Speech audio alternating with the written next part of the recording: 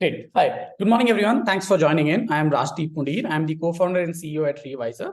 I hope you guys have seen me during the orientation meeting, I think about 2 weeks back. So I think this is going to be an extension of what we had discussed in that brief period of about 10 minutes. And I think today we will largely deep dive into each of these individual exams. And I'll probably try and answer each and every question that you guys probably would have with regards to SATs, with regards to ACTs, with regards to AP exams as well. I think that's going to be the objective. So with that, let me quickly deep dive into what we are going to cover. So we'll talk about the 4 pillars of strong college application. What's the right time to start? What are the different standardized tests, which is SATs, ACTs, APs? What's the right time to start? Who should be writing it? When should they be writing it? What are the new changes in new digital SAT format and so on? So I think that's all that we're going to talk about in today's webinar. Just a quick brief about the company. We are a high school support company which assists students worldwide achieve their high school academic goals. We largely work with students from as early as grade 8th and we work with until grade 12th. We predominantly have 2 major verticals within the company. The first one is test prep, where we help students with SATs, ACTs, and AP exam prep. And then we have the other vertical, which is in the academic tutoring domain, where we do IGCSE, IB, and A-level subject tutoring. So we do cover about 9 subjects for the academic tutoring as well. So that's what we do as a company. Over the last 7 years, we have helped about 4,000 odd families or students, ranging from almost about 8 to 10 different countries. Obviously, predominantly, majority of them coming from India itself. Now, with that, let me quickly start on to the first part, which is largely talking about what are the 4 major pillars of college application. So if you really try and understand and look at study in India versus study abroad, I think there are few fundamental differences that you will really notice. And one of them is when you're looking to go and apply to colleges within India, you will figure out that there are specific exams that you have to write for the different majors that you're looking at. For example, you will write JEE for IIT, for engineering, you'll write NEET for medicine, you'll write CLAT for law, and CUET and so on and so forth, right? However, on the contrary, if you look at study abroad or predominantly US or Canada or Singapore as a geography, you will realize you only have to write one single exam in most of the cases, which is SAT or ACT, irrespective of the major that you're planning to look for, right? So I think that's one of the major difference. The second fundamental difference, which is very, very important to know, is when you're applying to India, your college application process actually starts after you're done with grade 12th, right? Or almost towards the end of grade 12th. However, when you're looking to go outside of India, irrespective of whatever geography you're looking at, your application process starts almost at least 6 to 8 months before your grade 12th or in grade 12th itself, right? So that means if in case you're looking to go outside of India, you have to be very, very clear that you have to start early. Otherwise, you will end up taking a gap year at the end of it, right? So these are 2 fundamental differences. And then apart from that, I think the other major differences, if you look at study outside of India, it's a lot more, the way they're evaluating a particular student is based on multiple factors and not just one single parameters. And that's exactly what we call as 4 pillars of college application, right? So the first pillar, which is the most important pillar, is academics, which is super, super, super important. And when I talk about academics, I'm talking about grade 9th, grade 10th, grade 11th actual scores and your grade 12th predicted scores. So I'm largely talking about 4 years of academic journey. The second is standardized test scores. When I talk about standardized test scores, I'm talking about SATs, ACTs, APs, IELTS, TOEFL, all these exams comes under standardized tests. That's the second pillar. Then there's a third pillar, which is nothing but the profile building. And now what is profile building?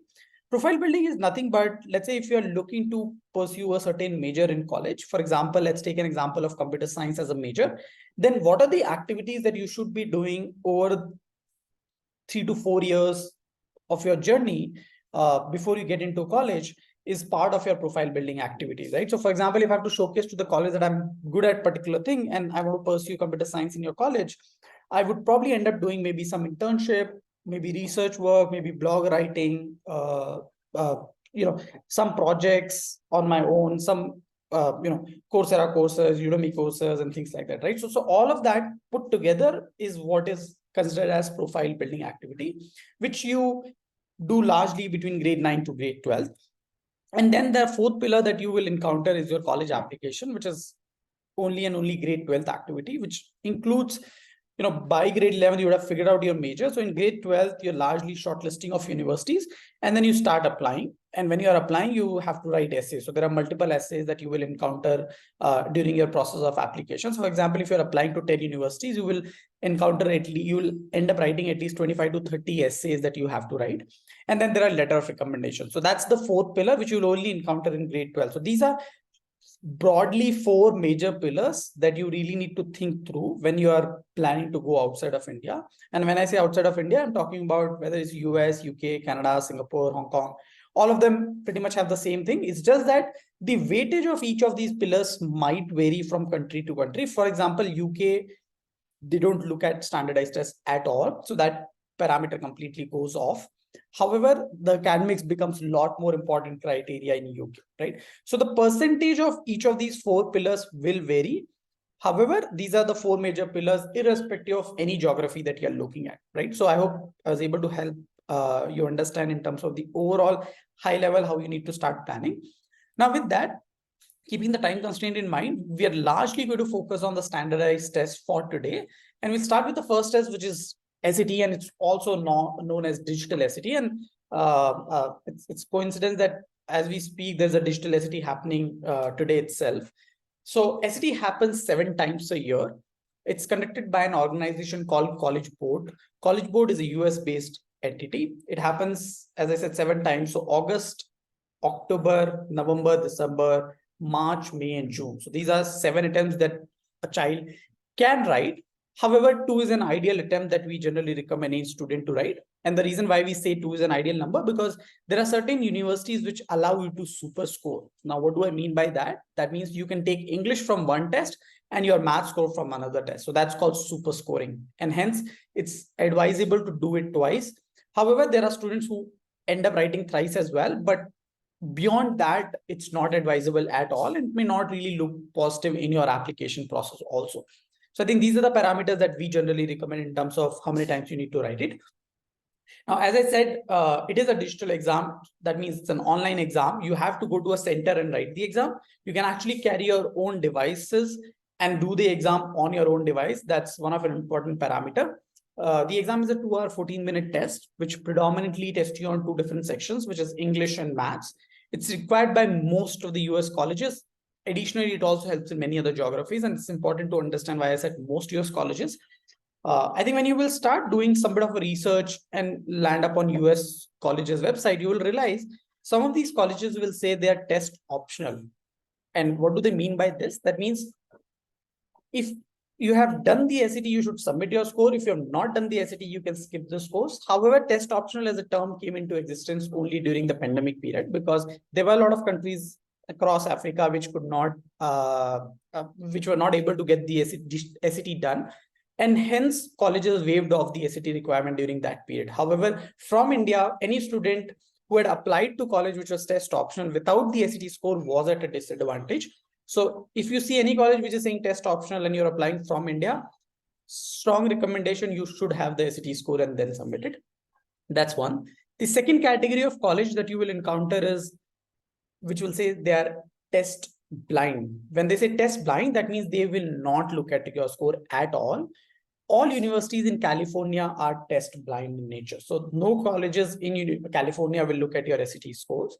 Then there is third category of college, which is SAT mandatory. That means you have to have the digital SAT scores. Otherwise, you will not be allowed to apply to this college, right? So for example, Purdue, MIT are some of the examples which are SAT mandatory or test mandatory in nature, right? So hence I said most US colleges, because it varies from which category the college falls into.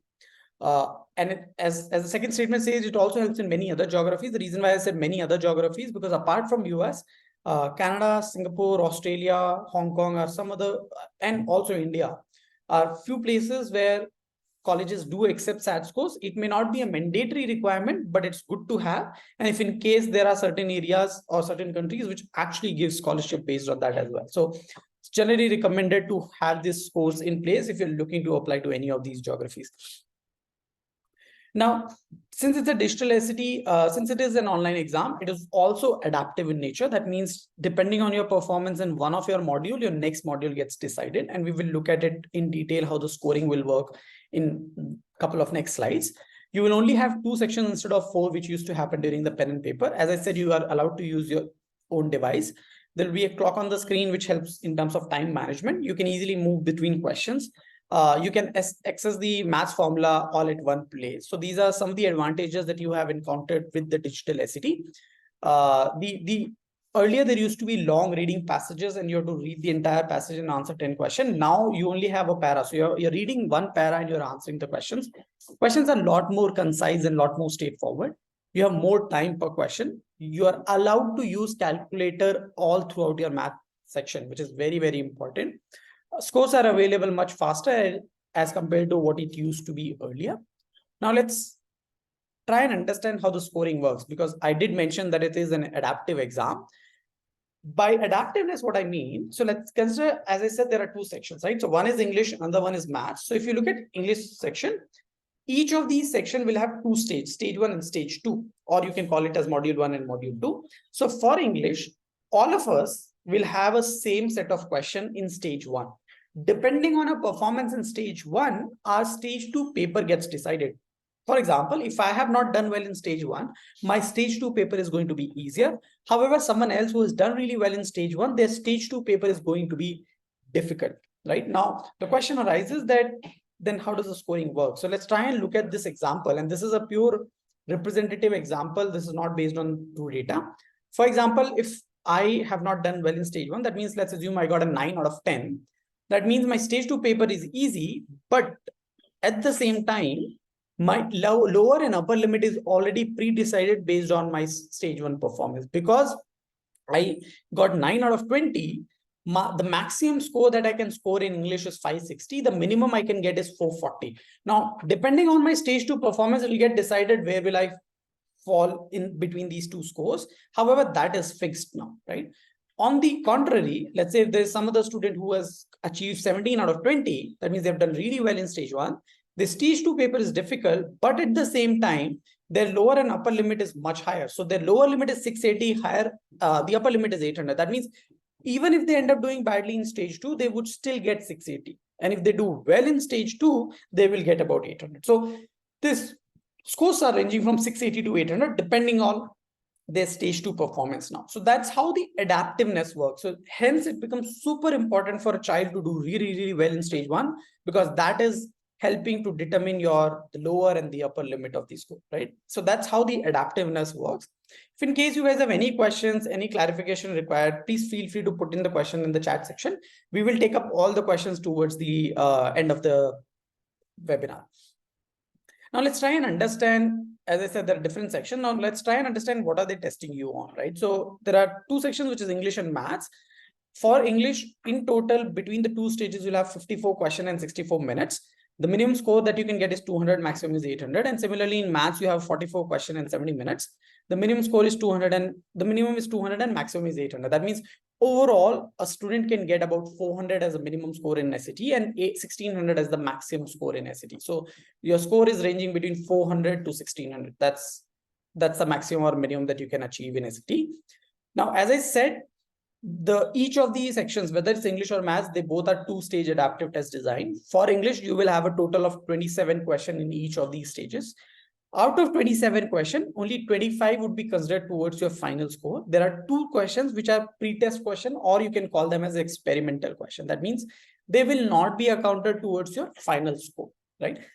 In total, you will have about 32 minutes to solve these 27 questions. That means you roughly have 1.19 minutes per question for SAT English. And please do keep a note of this timer, because when I'm talking about the next exam, we will do some bit of comparative analysis here. So SAT English, you have 1.19 minutes per question. Now, for the reading and writing section, they're largely testing you on 4 major content domains that we will see on the next slides. As I said, the entire test is divided into 2 different modules, and all the questions are basically arranged in the order of difficulty. The passages are largely taken up from specific subject areas. So they are testing your literature, history, social studies, humanities, sciences. And I think this is one of the most important factor here. As a student, if you really want to do well, or as a parent, if you want your child to do well, make sure the student starts reading. I think reading is one of the most important skill that one has to have if they really want to do well in SAT, because most of the Indian students who are not able to do well in SAT is largely because of the reading comprehension section. Because A, we don't read, and B, there are some students who read, but then they end up reading only fiction, right? And if you really look at this, they're not just testing your fiction part, but they're also testing components and passages from other zoners as well. And hence it's become super important to make sure that you start reading. Start reading maybe one article a day. Pick up article from Wall Street Journal, Washington Post, and some of these places, and it will help you to understand how the passages are being drafted in terms of American English. Because remember, SAT is also testing you on American English, and the English that we use here is a British English. So there are certain rules which are different between British English versus American English. Now, what are they testing you on? These are the 4 major content domains that you can divide it into. The first 2, craft and structure, information and ideas, are largely testing your reading comprehension skills. How well can you understand the passage? How well can you comprehend it, the vocabulary, the analysis of it, the information and ideas in terms of how well can you understand the data given to you, how well can you interpret the data. So all of that comes under the first 2 categories. And then the other 2, standard English convention and expression of ideas, are largely testing your grammar skills, right? So these are the 4 major content domains that you will encounter in the SAT sections. Then the next section that you have is the SAT math section, which is again a 2-stage adaptive design. You have a total of 22 questions. 20 questions are operational question, and there are 2 questions which are experimental in nature. And out of these 20 questions, you have 35 minutes to solve these questions. That means in total, you have 1.59 minutes per question. And please, again, do note this time for SAT maths, you have 1.59 minutes per question. But what are they testing you on? These are the 4 major content domains: algebra, problem solving, data analysis, advanced math, geometry, and trigonometry. These are the 4 major areas in which your SAT math is being distributed.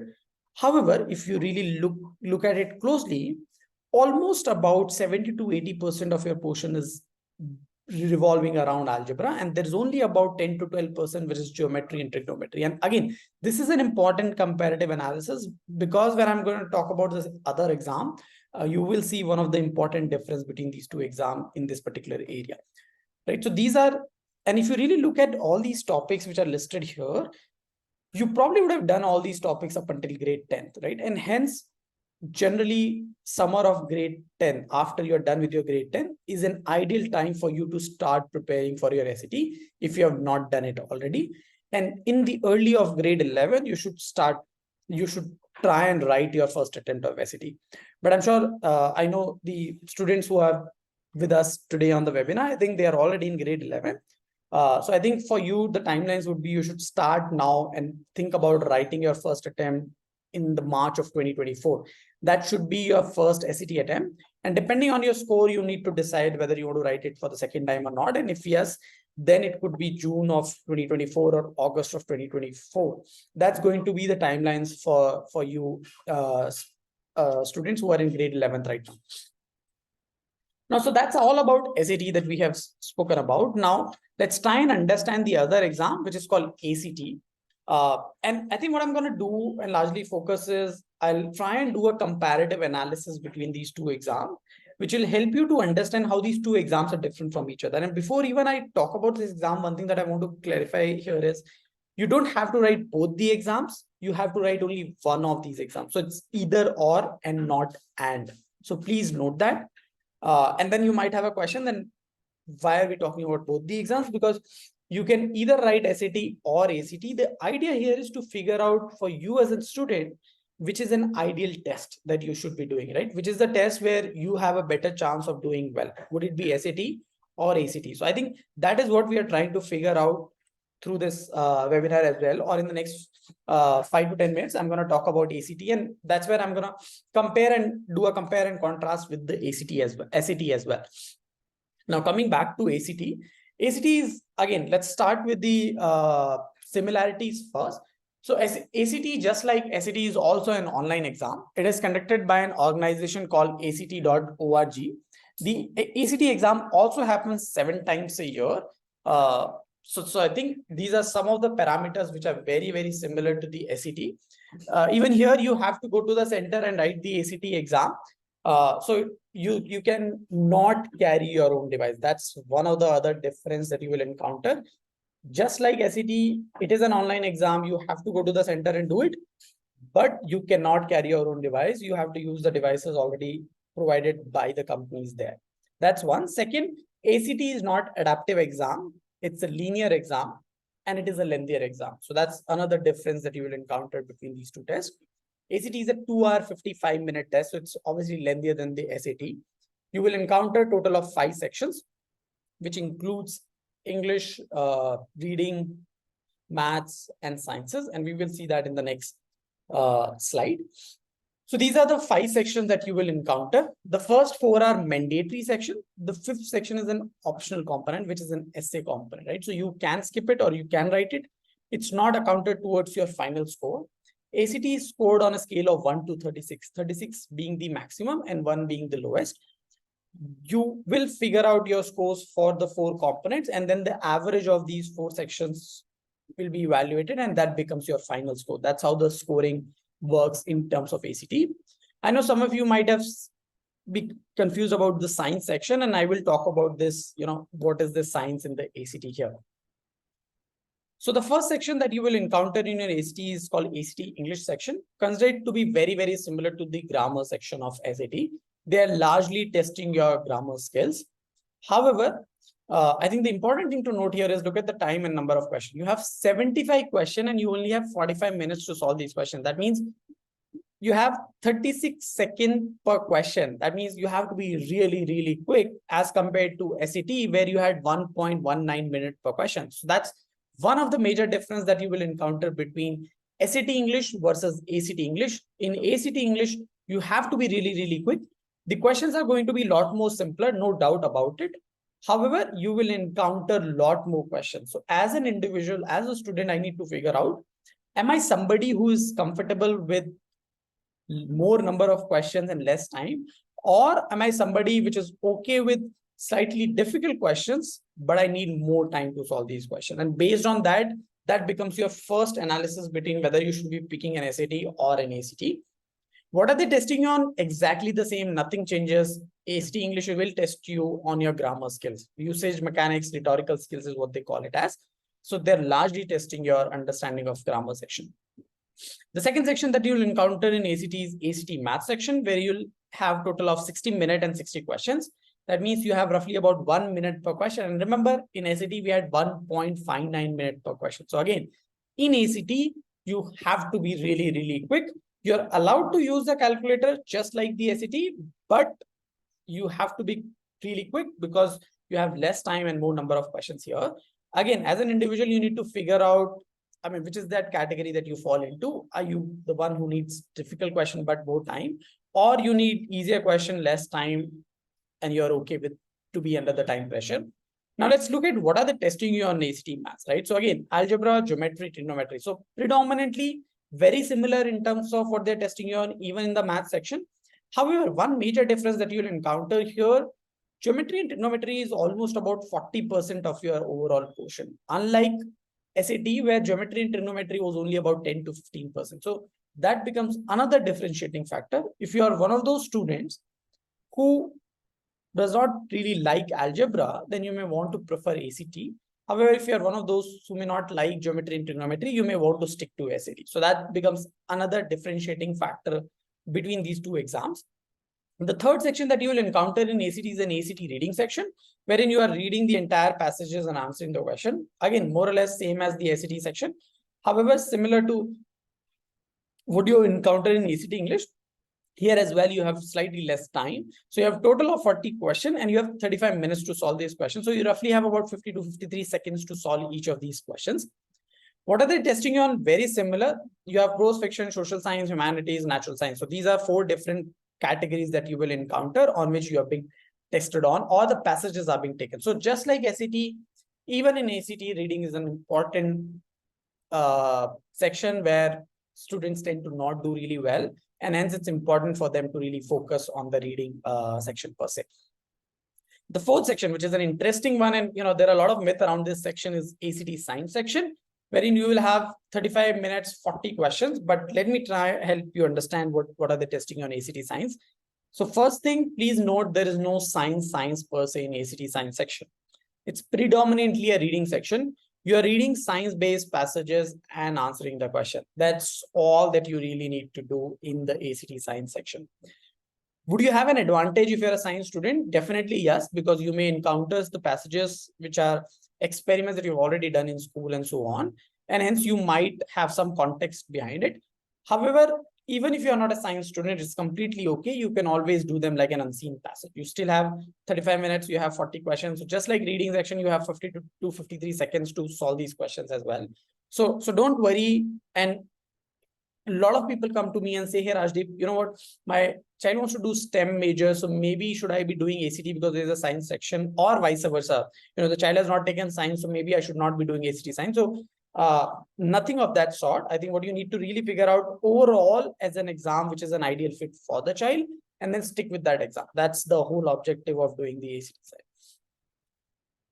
What are they testing on? In the ACT science section, you will encounter generally 3 categories of question. One is the data representation kind of question, where you have to read the reports which are given to you, the charts, the tables, graphs, and then answer the question. The second is research summary question, where somebody would have done the research and presented their summary. You're reading that summary and then answering the question. And third is conflicting viewpoint passages, where let's say there are 2 different scientists who have presented their viewpoint on a particular topic, which is being given on in terms of the passage. You're reading those passages and answering the question. So that's the third category of questions that you will encounter in the ACT science section. Now, I think that's the difference between these 2 exams, but I know it's difficult just based on these parameters to figure out which is an ideal test for you. So the way we do it at ReWiser, what we do is we recommend students do the diagnostic test. You write 1 test for ACT, you write 1 test for ACT and SAT, and figure out which is the right test for you, right? I think that's what we recommend as a company. You do these 2 tests on 2 different days, figure it out for yourself, which test are you more comfortable with, how much have you scored, compare the 2 test scores, and then take a call which is an ideal test for you. Start preparing for that test and just focus on that exam, right? So that's the strategy that we follow. For all the people who have registered or who are participated in today's webinar, we will be sending out the link, which will have a free diagnostic test link. Feel free to go through this test and see if the student can write it. It will probably help them understand a little bit more about actual exam style questions that they can encounter. With that, let's quickly discuss the next test, which is PSAT, which is practice SAT or a preliminary SAT. It's a shortened version of SAT, very similar to SAT in terms of content, in terms of scoring, scaling, all of that is very similar. The major difference is it happens only once a year. It is administered by the school, but since our audience is only in grade 11, you don't have to really look at 9th and 10th. The only thing that you need to note is if you are a grade 11 student and if you are a US citizen, if the child is an OCI card holder, then you should try and write the PSAT, because it is also known as NMSQT, which is National Merit Scholarship Qualifying Test. So if you write the PSAT in grade 11 and you are a US citizen, you are eligible for NMSQT. And if you end up doing well, you might ultimately be eligible for some certain level of scholarship through this. So that's the only advantage of writing the PSAT for grade 11 students. The other exam that we wanted to talk about is APs, which stands for Advanced Placement Courses. Now, I think it's important to understand what APs are, because I think it's a bit new in terms of the gaining popularity in India. So AP exam, they've been happening for years now, but I think if you really look at it, SAT is conducted by an organization called College Board, and the same organization used to conduct something called subject SATs earlier, which were for maths, for physics, for chemistry, for bio. So you can actually showcase your subject expertise by writing the subject SATs. However, 2 years back, College Board came out and said they will no longer be offering subject SATs. And at that point of time, people started thinking that how do we differentiate ourselves from other students, because SAT is largely testing on English and math. So you're not able to showcase your strength in other academic subjects. And that's when people started looking at advanced placement, more seriously at that point of time. If you look at AP, AP is in itself a curriculum which is being followed by certain schools in US. However, in India, if you want to write these exams, you could write them as a private candidate. AP happens only once a year. They are considered to be a college level course, right? And hence, when you write AP exams, you also earn college credits, which is very, very important here. Now, AP almost happens for, I mean, there are almost about 38 subjects which are being offered under APs. In India, there are almost about 24, 25 subjects which are offered. So you have APs for calculus, statistics, macroeconomics, world history, psychology. So there are multiple courses that are being offered under APs, and they're largely being taken for different reasons, right? So let's try and understand why should one be even thinking about writing the APs, right? So I think there are certain reasons why one should largely be looking at writing the APs. And one of the most important reasons is students write this AP exam because they want to stand out in their college admission process.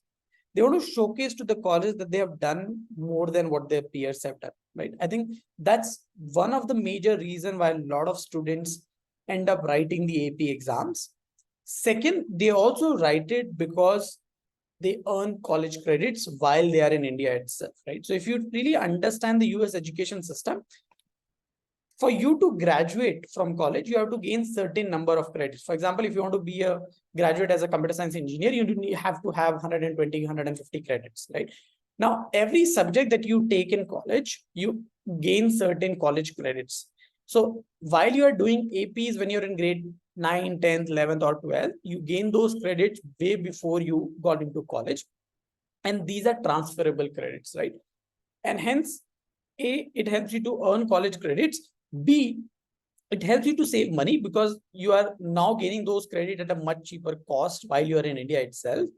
C, you can actually skip the introductory classes. For example, if you've done an AP calculus course, right? If you've done an AP calculus course and you have gotten 5 on 5 in this AP calculus BC course, you can actually skip the college level math 1, maths 2, and maths 3 course. That means you can skip the first 3 semester maths course altogether, and you can jump onto the semester 4 maths course straight away. So it really helps you to skip the introductory classes, and that time saved can be used for various purposes. Some of these students actually end up adding more subjects from other domains and get a minor in some other subjects. So there are different reasons why people end up writing APs. Since I know I'm talking to grade 11th audience today, I think you only have one attempt at it, which is in the summer of next year, in the month of May. So it's very important for you to plan it out, and the registration closes by November, mid of November for AP exam. And hence it's super important for you to start planning if in case you want to write APs. It is not mandatory to write APs. Let me also repeat it. It is not mandatory to write APs. You should only do APs if your academics are well. If you're not doing well in academics, please don't even think about writing the APs, because AP is like a cherry on the cake, right? So if your cake is not ready, then don't try to put a cherry on top of it, right? So I think just make sure your cake is ready if in case you are not doing well in terms of your academics. However, if you are doing well and you want to aim for top 20, top 30 colleges, then you might want to push yourself and do some additional stuff, and AP could be one of those factors, right? So I think that's about the AP. AP in itself is a huge topic. We have done multiple webinars in the past. I think we have one happening next Saturday. So if any one of you are interested, feel free to reach out to us. We'll send you the invite for the AP webinar as well, because AP in itself is a very, very broad topic. So with that, we have covered all these 4 exams that we want to cover: the SATs, the ACTs, the APs, and the PSAT. Now let's try and understand the timelines, right? So we have understood these exams. Now let's revisit the first slide where we started. So there were 4 pillars. The first one was academics, which is your grade 9, 10th, 11th, 12th academics. So your 9th and 10th has happened, so you can't change anything. Your 11th grades is super important, and your 12th grade predicteds are super important. So make sure you have done well in your first 1 or 2 terms in your grade 12 as well, because based on those scores, the school will send out the predicted to the college. So it is super important. Your academics are super important. So make sure you do well here. Second pillar was profile development, which is happening across grade 9 to grade 12, different activities that you will do to showcase to the college that you are interested in a particular major, and this is what you have done. Third pillar was college application, which is happening in grade 12 itself. which includes shortlisting of universities and then applying to colleges. And the fourth pillar, which we have discussed in detail, is the standardized test. Since you guys are already in grade 11th, you should start your ST prep as soon as possible. As I said, next year, March, that means you are still in grade 11, should be your first attempt of SAT. And then in the next year itself, either June or August should be your second attempt of SAT. And then you are done with it. If in case you plan to write the APs, then the summer of grade 11th, which is in the month of May 2024, is the only time that you have for writing the APs. If you are a US citizen, you should write the PSAT. You should talk to the school and figure out if they can help you register for the PSAT, because PSAT, only if you're a US citizen, helps you in terms of NMSQT, which is National Merit Scholarship Qualifying Test. So that's the standard timelines for you, since you guys are in grade 11th right now. Now, in the beginning, I did mention that there are a lot of universities in India which have started accepting SAT scores. Here is the list of some of those universities. So Ashoka University, Azim Premji, Shivnadar, Kriya, Flame, Manavishna. These are some of those universities. As we speak, there are 42 universities which have started accepting SAT scores in India. And hence it's super important, even if you see India as a plan B, SAT scores can also help you in a lot of these liberal art universities. Now, that's all that we wanted to cover. I think I've covered this pedagogy in terms of what we do, how we do. I'll quickly walk you through that. So we have collaborated with Candor International. So we are their in-house test prep partners. We intend to start our ST prep in the first week of September. We have already received certain registrations. We are looking for more registration to start with in the first week of September. We will have session twice a week. We largely divide the program into 4 phases: phase 0, 1, 2, and 3. Phase 0 is about doing a diagnostic test, which is like a one-day activity. Then there is phase 1, wherein there'll be roughly about 35 to 40 hours of live online tutoring, which will happen. There are 2 sessions every week of 2 hours. All of this will happen and delivered online, wherein we will cover all the concepts of reading, writing, and maths. After every 2-hour session, student will have 2 hours of assignment that they need to do, and all these assignments are being tracked. The performance are being tracked at our end as well. And we will also be sharing something called score tracker with the parent, so that there is a clear visibility in terms of what the child is doing over this period of 2 months. Once that gets over, we move to the next phase. We call it phase 2. Phase 2 is where we assign a dedicated mentor to every student. Now, at this point of time, this mentor will look at student performance from phase 1 assignments, figure out the areas where they've done well and the areas where they have not done well. And based on that, they chalk out a standardized, customized study plan for every individual. And they do a weekly check-in to see if the student is able to follow through or not. This is the point where student is doing a lot of sectional test practices. So in phase 1, they've learned the concept. In phase 2, they're doing sectional tests. Once that gets over, we move to phase 3, which is largely about the full-length test, where student will do at least about 10 to 15 full-length mock tests before they write their final exam. Every test that they write, they get a detailed report saying what areas they've done well, what areas they need to improve, and so on and so forth. There is a detailed report analysis that comes out from the platform directly. So all these exams will happen on our platform, which mimics the actual digital SAT platform. We want to make sure student gets experience to the same platform from day one, and they do all the practices in the digital ST format. And we don't recommend them to do any pen and paper exam. So that's how the entire program works. So it'll start in September and it'll continue until March, until the student writes the first attempt. Even after that, if somebody wants to go ahead and write the second attempt, we will be providing them support for the second attempt also. So that's how our program will be structured. I think Tanish from my team has already reached out to a lot of parents who had given their consent in the past when I had come for the seminar to the school. And he will again reach out to all the parents who have registered for today's webinar as well, to take their consent and share the timings. When do we plan to start these batches? Please do let us know if in case you do plan to, and then we'll be able to set up the sessions in the early September. Here's a list of some of our top admits. Obviously we have just mentioned the top schools here, but we have students almost in a lot of universities, almost all the top 50, top 100 universities across the globe.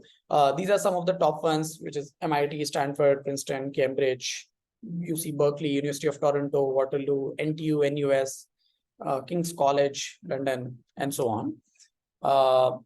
some of our numbers here. Our highest digital SAT score is 1590 out of 1600.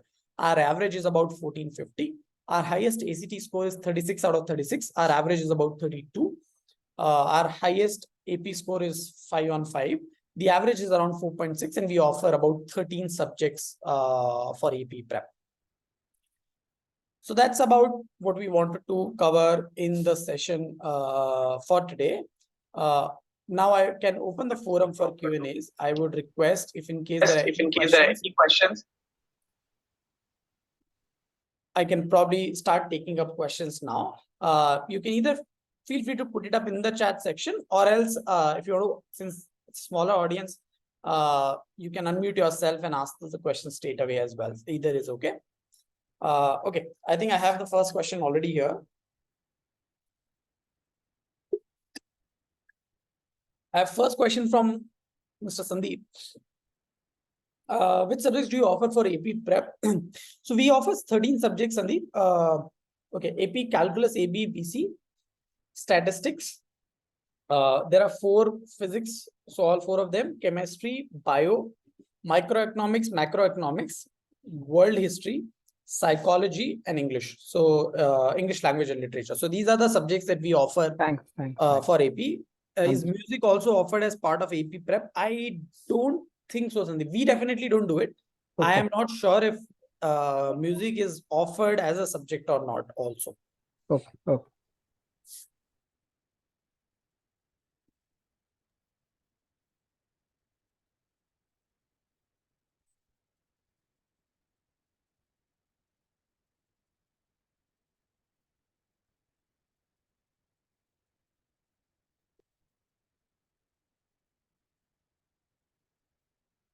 Yes. Any other questions apart from this?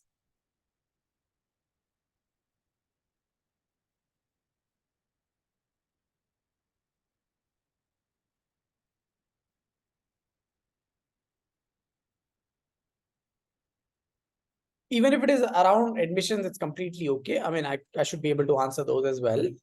I remember there were a lot of questions when I was there, but I think we had less time, and hence we couldn't take all the questions. So feel free to put in the questions if in case you have any. We have also dropped our numbers on the screen. So on the screen, you can see our numbers. Feel free to call us directly on these numbers as well, or drop a WhatsApp message. We will reach out to you back again at the earliest possible.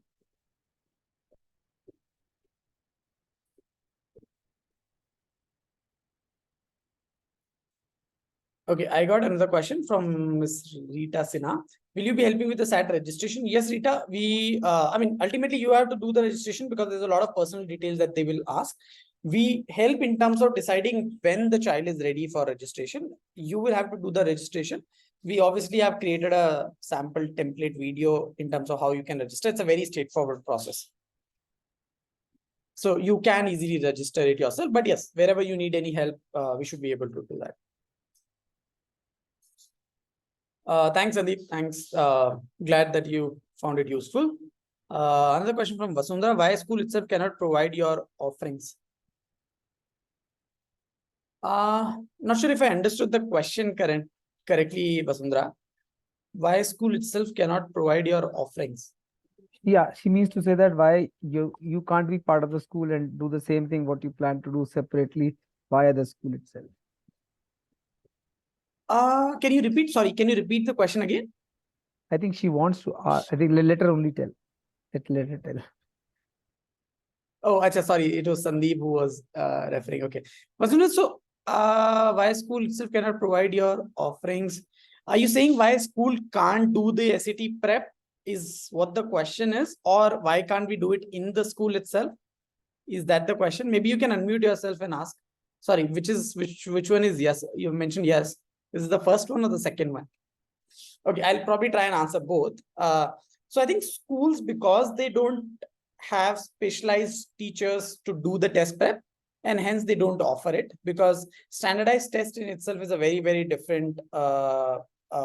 Think about it like this, right? So during probably your time, right, or our time, we probably have JEE coaching separate and not the school teachers doing the JEE prep, right? Because there's a different level of expertise that you need to have for teaching for those particular things, right? So their focus is largely on the IB and not on SATs or ACTs exam, because they are very, very different in terms of the school training. So that's the reason why school don't do it.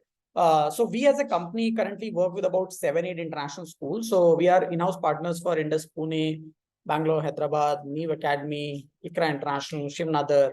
So across India, we are a test prep partner for about 7 to 8 schools, and almost all the schools, not almost, actually almost every school, they don't do it in-house. They have a partner who would do it for them, because as I said, it requires specialization, which school obviously don't want to build in-house. I hope I have answered that question, Vasindra.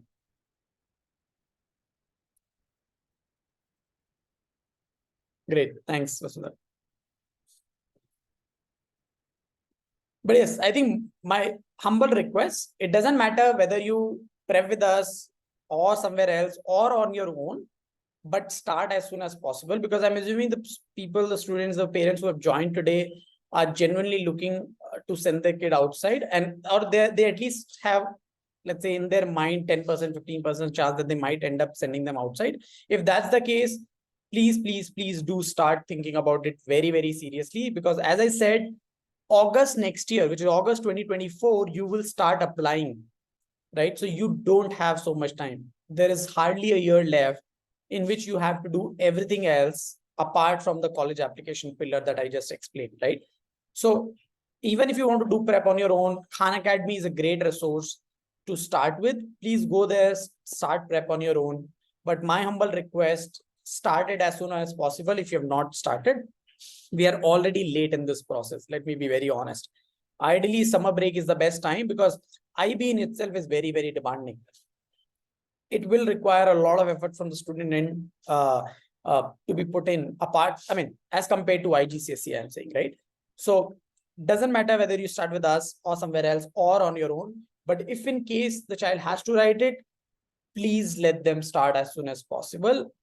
It's super important, because you only have almost, less than a year left now before you start applying to the colleges. That's my humble request.